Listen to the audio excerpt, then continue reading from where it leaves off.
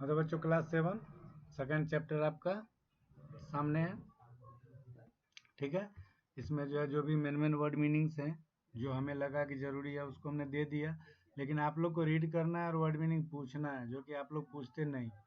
ठीक है, पीडीएफ बना के पूछ सकते हो तो पूछ लो, और ना तो आप फ़ोन करके भी पूछ सकते हो। ठीक है, अब इसमें कुछ कुछ वर्ड मीनिंग्स हैं जो कि साइंटिफिक नेम कुछ और होते हैं, हिंदी में नेम कुछ और हो जाते हैं, तो आपको उसमें नहीं पढ़ना। ठीक है, जो मेनली हम बता देंगे वीडियो में किस तरह से किसको पढ़ना है। अब जैसे हिमिंग बर्ड, या हिमिंग बर्ड मीन्स क्या होता है? हिमिंग बर्ड तो चिड़िया का नाम है, तो उसको मरमर पक्षी याद करने से बेहतर है कि आप उसको समझो कि एक बर्ड्स का नेम है। ठीक है, अब इसी तरह ये सारे वर्ड मीनिंग्स आपको नोट कर लेने हैं। अब आगे हम पढ़ेंगे न्यूट्रिशन इन एनिमल्स। पिछले क्लास में हम पढ़े थे न्यूट्रिशन इन प्लांट्स पिछले चैप्टर में, तो अब न्यूट्रिशन इन एनिमल्स। ठीक है, तब एनिमल्स में न्यूट्रिशन कैसे होता है, तो इसमें हमने अलग अलग पढ़ना है। हैजोइक न्यूट्रिशन को पढ़ना है। ठीक है, हैजोइक न्यूट्रिशन क्या है? ठीक है, इसको हम जानेंगे। न्यूट्रिशन इन अमीबा, अमीबा में कैसे न्यूट्रिशन मतलब प्राप्त करता है, एक कोशिकीय जीव है। न्यूट्रिशन ह्यूमन, मनुष्य कैसे न्यूट्रिशन प्राप्त करता है। और न्यूट्रिशन इन रूमिनेट्स, रूमिनेट्स का मतलब होता है जो एनिमल्स कट करते हैं ना, पचा ना, जैसे गाय भैंस वगैरह खाना जब खाती है तो खा लेती है सीधे, और बाद में बैठ के पास करती रहती है ना, सफ़ेद सफ़ेद झाग निकलता रहता है, तो उस एनिमल्स को हम कहते हैं रूमिनेट्स। ठीक है, अब देखिए स्टार्टिंग ऑफ कहता है food is one of the most essential things for living organism to survive. सही बात है, भोजन जो है जितने भी लिविंग ऑर्गेनिज्म उसके लिए बहुत ही आवश्यक चीज़ है। बिना इसके उनको क्या होगा, तो एनर्जी नहीं मिल पाएगी। ठीक है, भोजन ही उन्हें एनर्जी देता है। कहता है except for the plants which can prepare their own food. Plant तो भैया जानते ही, हम देख ही भी चुके हैं ना, जो प्लांट पे ही डिपेंड करता है पूरे वर्ल्ड का सर्वाइवल ना। तो प्लांट्स जो है वो अपना भोजन खुद प्रिपेयर कर सकता है। कहता है each organism is depend on other organism to get its food directly और इनडायरेक्टली। इसके अलावा जितने भी ऑर्गेनिज्म हैं, ठीक है, वो एक दूसरे पर डिपेंड करते हैं, चाहे प्रत्यक्ष रूप में या अप्रत्यक्ष रूप में, डायरेक्ट या फिर इनडायरेक्ट। ठीक है, अपने भोजन के लिए दूसरे ऑर्गेनिज्म पे डिपेंड करते हैं। तो हमारा भोजन भी कहाँ से आता है? या तो प्लांट से आता है या फिर दूसरे ऑर्गेनिज्म एनिमल से आता है ना। इसी तरह बाकी ऑर्गेनिज्म का भी कहता है so all these organism are heterotrophic. इसलिए वो सारे के सारे ऑर्गेनिज्म जो अपना भोजन ना दूसरे ऑर्गेनिज्म पे डिपेंड करते हैं, वो सारे के सारे क्या कहलाते हैं? हेट्रोट्रॉफिक। कहता है animals take in complex food nutrients. मतलब जानवर जो हैं वो जो भोजन करते हैं वो कॉम्प्लेक्स फूड न्यूट्रिएंट्स के होते हैं, यानी सभी पोषक तत्व उस भोजन में पाए जाते हैं ना, which are broken down into small substances. उनको छोटे छोटे सब्सटेंसेस में तोड़ने का काम किया जाता है। कहाँ पे? तो इनसाइड द बॉडी, शरीर के भीतर। किसके द्वारा? तो by the process of digestion, digestion की जो प्रक्रिया है उसके द्वारा। कहता है then only the simple substances can be used by the body. और इसके बाद जो सिंपल सब्सटेंस बचता है, प्रोटीन्स, फैट, विटामिन, कार्बोहाइड्रेट वगैरह, केवल उसका इस्तेमाल हमारा बॉडी करता है ना।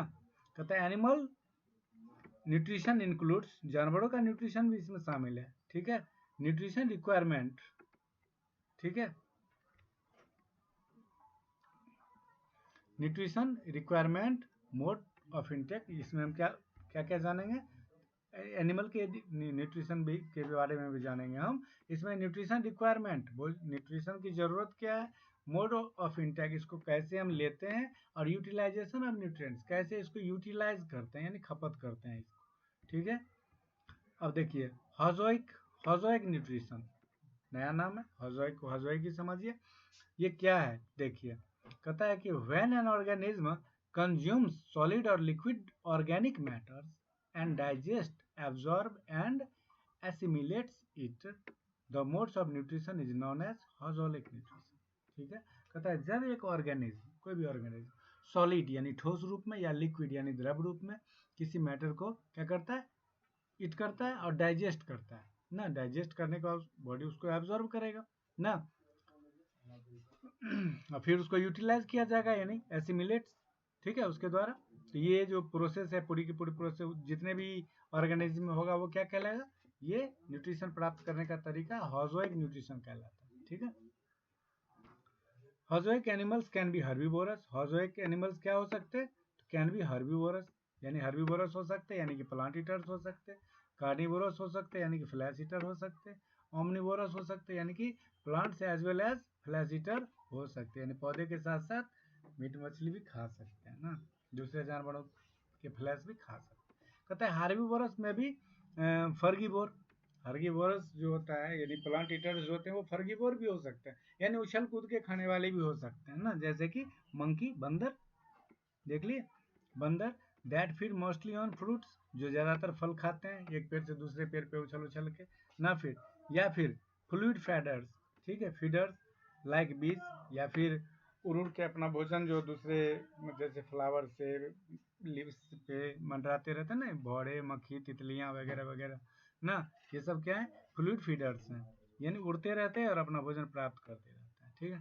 कहता है कार्निवोर इंक्लूड, कार्निवोर भी इसमें शामिल है, हर्बीवोर में भी देख लिए, फंगीवोर भी शामिल है, कार्निवोर भी शामिल है, इंसेक्टिवोर भी शामिल है। इंसेक्टिवोर आप जानते हो, जैसे लिजार्ड है, फ्रॉग है, ये सब क्या है, इंसेक्टिवोर एनिमल्स है ना। पिसीवोर यानी मछलियों को खाने वाले, इसमें बिग फिश जैसे वेल, शार्क वगैरह भी आ सकते हैं, और भी कई सारे ऐसे एनिमल्स हैं जो फिश ईटर हैं ना, मनुष्य भी हैं, ह्यूमन भी है। इसके बाद संग्विनिवोर्स मतलब ब्लड शकर, यानी खून सुरकने वाले जानवर, जो हमारे शरीर से क्या करता है, ब्लड को सक कर लेता है, जैसे लीचेज वगैरह पढ़े थे ना, ब्लड सक कर लेता है, मॉस्किटो, लीचेज, ये सब हमारे शरीर से क्या करता है, ब्लड को सक कर लेता है, ठीक है। तो आप देख लिए कि आप देख लिए कि जितने भी मान लीजिए लिविंग ऑर्गेनिज्म है, चाहे वो हर्बीवोर हो, चाहे कार्निवोर हो, चाहे ओमनिवोर हो, चाहे फर्गीवोर हो ना, कोई भी किसी भी तरह से अपना भोजन जुटाते हो ना, तो या तो सॉलिड फॉर्म में होगा या फिर लिक्विड फॉर्म में होगा। तो ये सारे के सारे जो है न्यूट्रिशन क्या है, हैज़ोइक न्यूट्रिशन। अब होलोजिक न्यूट्रिशन जो है, इसमें जो इन्वॉल्व है यानी शामिल है क्या क्या, तो 5 मेन स्टेप। कोई भी ऑर्गेनिज्म जो इसको प्राप्त करेगा ना, लिक्विड या सॉलिड रूप में जो अपना फूड प्राप्त करेगा, तो उसको 5 प्रोसेस से गुजरना पड़ता है हमारे बॉडी के इनसाइड आवर बॉडी ना, यानी जानवरों के शरीर के भीतर क्या क्या होता है। इंजेशन, इंजेशन मतलब खाने की प्रक्रिया ना, अलग अलग मतलब एनिमल्स जो है अलग अलग तरीके से खाते हैं ना जी, तो हर एक के खाने की प्रक्रिया अलग अलग है, उसको हम डिटेल से पढ़ेंगे। इसके बाद डाइजेशन, पाचन की क्रिया, एब्जॉर्प्शन यानी अवशोषण करने की प्रक्रिया, और एसिमिलेशन यानी अब उसको यूटिलाइज करने की प्रक्रिया, ठीक है। एंड इजेशन, इजेशन मतलब क्या होता है, उत्सर्जन यानी शरीर से बाहर निकालने की प्रक्रिया, ठीक है। तो पहला इंजेशन, ठीक है।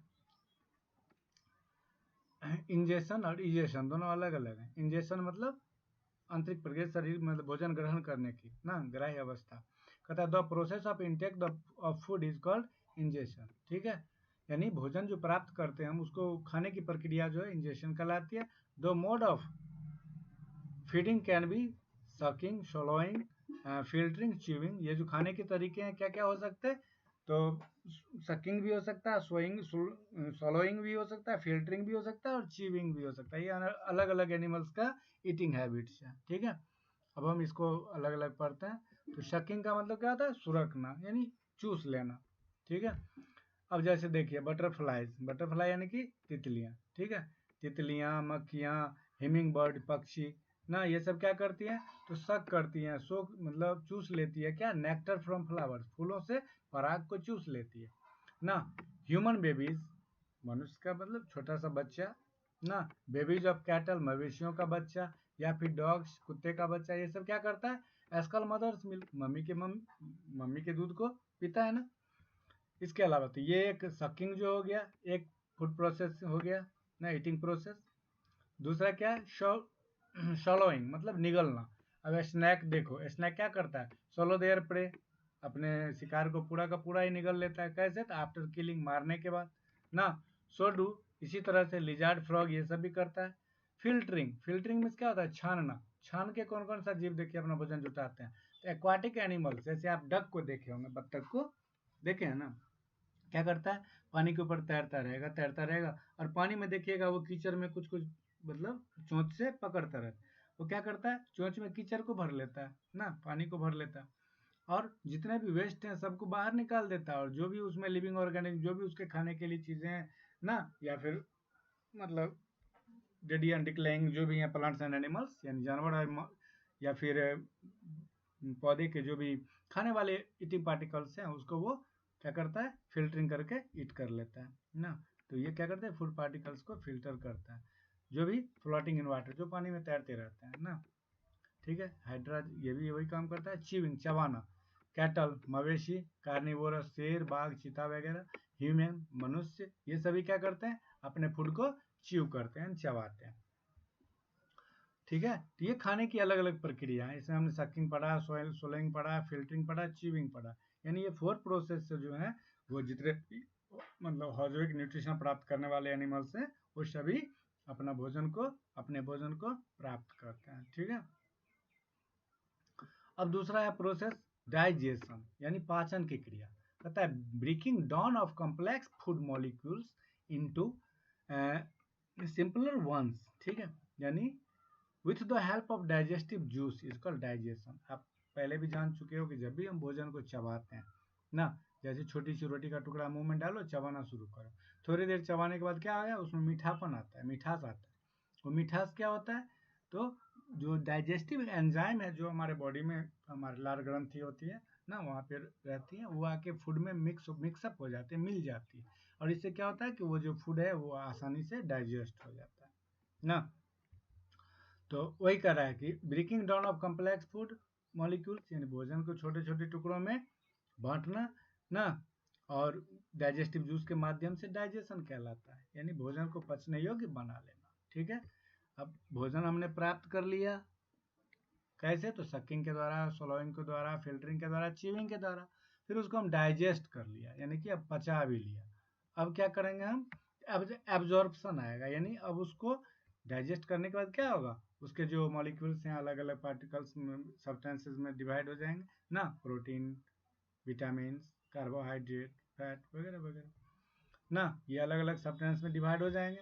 अब उनको एब्जॉर्ब किया जाएगा शरीर के द्वारा, हमारे बॉडी के द्वारा। एब्जॉर्ब कैसे होगा, तो आफ्टर डाइजेशन, पाचन के बाद, the food converts into a simple soluble. ठीक है, भोजन क्या होता है, अब वो बट गया, कन्वर्ट हो गया, परिवर्तित हो गया, किसमें, तो सिंपल सॉल्युबल में ना, from so that it can be absorb by the blood. अब वो क्या होगा, सिंपल सॉल्युबल में जब वो कन्वर्ट हो जाएगा तो उसको हमारे ब्लड के द्वारा एब्जॉर्ब कर लिया जाएगा and transported to different parts of the body, और फिर उसको पूरे के पूरे शरीर के पार्ट्स में उसको ट्रांसपोर्ट कर दिया जाएगा, यानी लाने ले जाने का काम किया जाएगा, पहुंचाने का काम किया जाएगा जहां जिस न्यूट्रिएंट्स की जरूरत है, ऑब्टेन द रिक्वायर्ड न्यूट्रिएंट्स। ठीक है, अब जैसे एनर्जी कहाँ चाहिए, काम करने के लिए एनर्जी हाथ में पैर में चाहिए ना, तो जो भी मान लीजिए कार्बोहाइड्रेट्स हैं, फैट्स हैं, वो कहाँ चले जाएंगे, हाथ में पैर में, जहाँ भी उसकी ज़रूरत होती है ना। तो इस तरह से जो सब्सटेंसेस थे उसको एब्जॉर्ब कर लिया गया हमारे बॉडी के द्वारा। इसके बाद आता है एसिमिलेशन। क्या आता है, एसिमिलेशन, यानी अब उसको यूटिलाइज करने का काम किया जाए। The process of utilising the absorb nutrients, यानी जो एब्जॉर्ब न्यूट्रिएंट्स हैं ना, अवशोषित जो पोषक तत्व हैं, उसको यूटिलाइज करने की जो प्रक्रिया है, खपत करने की प्रक्रिया है, किसके लिए खपत की जाती है, एनर्जी ऊर्जा के लिए, ग्रोथ बढ़ने के लिए, रिप्रोडक्शन प्रजनन के लिए, या फिर डेवलपमेंट बाय द बॉडी, या फिर शरीर के विकास के लिए उसको एसिमिलेट किया जाता है। तो this process is called assimilation. ठीक है, इसी प्रक्रिया को हम एसिमिलेशन कहते हैं। ठीक है, अब होता है इजेशन। इंजेशन और इजेशन दोनों में अंतर देख लिए।